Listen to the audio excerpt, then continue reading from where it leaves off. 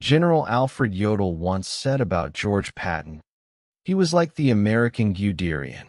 He was really bold, liking big, sweeping movements.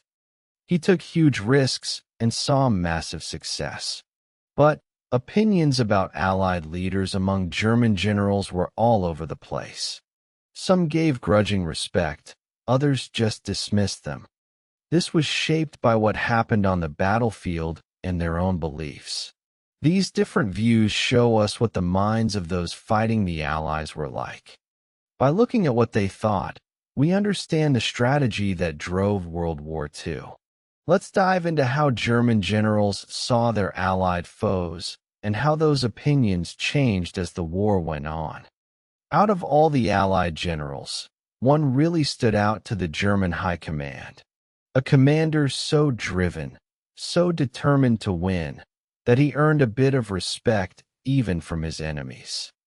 General Patton, that flashy American general, was seen by many German officers as someone similar to them. In fact, some even thought he was the most German of the Allied commanders. But what exactly did they mean by that? Patton's way of fighting matched the German military's own ideas closely.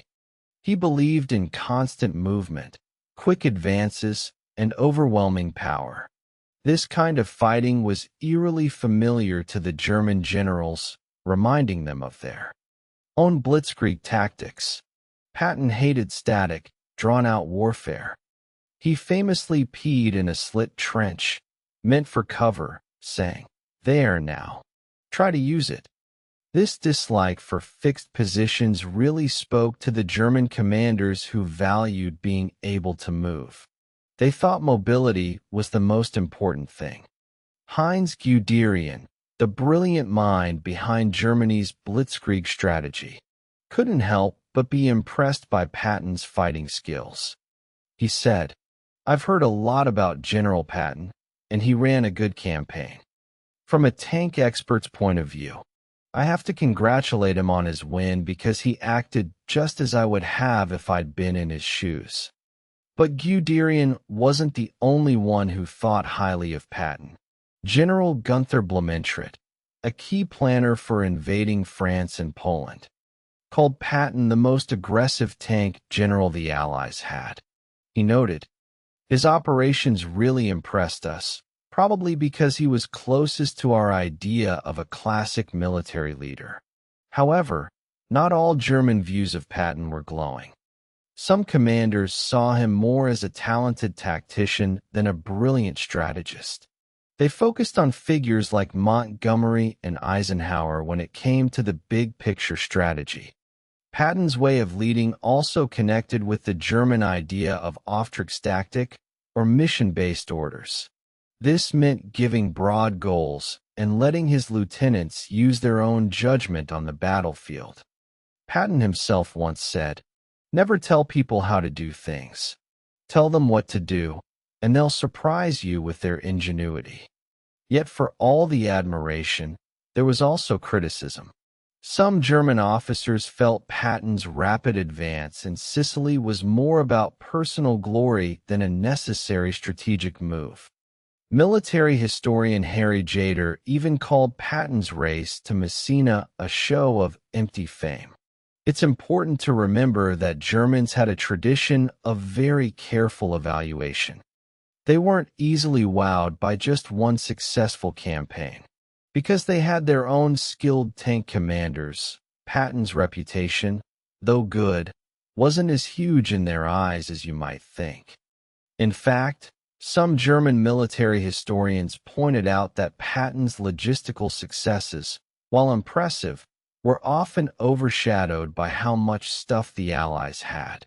This made it seem like Allied wins were more about having lots of supplies than individual skill. So, while Patton was respected for his bold tactics and focus on movement, the German view of him was complicated and layered. They saw him as a reflection of their own military thinking, but also someone who benefited from America's massive industrial power. This contradiction, a general with German tactics in an American uniform, made Patton a fascinating figure to his enemies, someone they both admired and tried to figure out. While Patton's aggressive tactics earned him respect from German commanders, their view of British leadership was totally different. You might think the Germans saw their British enemies as easy targets, but it was actually much more complex. In reality, German generals had a surprising amount of respect for British soldiers, especially their toughness and professionalism. General Siegfried Westphal, a high-ranking German officer, once said, "The British divisions were the toughest, most relentless in attack, and most persistent in defense." This wasn't just nice talk. German military reports consistently noted how consistent the British soldiers were, and how they rarely failed in important battles. It's clear the Germans saw something special in how the British fought. Despite this admiration for the British troops, German commanders often thought British leadership was too hesitant. In the fast-paced world of mechanized war, waiting could be fatal. General Erwin Rommel, the famous Desert Fox, showed this frustration when he told captured British officers after the siege of Tobruk, "Gentlemen, you fought like lions and were led by donkeys." Of course, we can't talk about German views on the British without mentioning Hitler's perspective. Hitler's feelings about Britain were much more complicated. In Hitler's mind, Britain was a potential natural partner for Germany. He saw them as fellow Aryans, a group he thought should be working with Germany, not against it. But why were they fighting then? Hitler believed that Jews were controlling the British, turning them against Germany. This strange way of thinking let Hitler justify his war with Britain while still having a warped sense of respect for them. And this affected German strategy. The respect for British endurance meant that German commanders often prepared for difficult, long fights when facing British forces. They knew that even if they got an early advantage, the British would likely dig in and fight hard. At the same time, the idea of cautious British leadership led to some interesting tactical decisions. German commanders sometimes took chances, betting that their British opponents would react slowly. This aggressive approach sometimes worked out well, but it could also backfire badly when British forces proved more skilled than expected. One area where German respect for British abilities was very clear was in the air war. Hermann Göring, the head of the Luftwaffe, grudgingly admitted British technical skill, saying, "It drives me crazy when I see the Mosquito.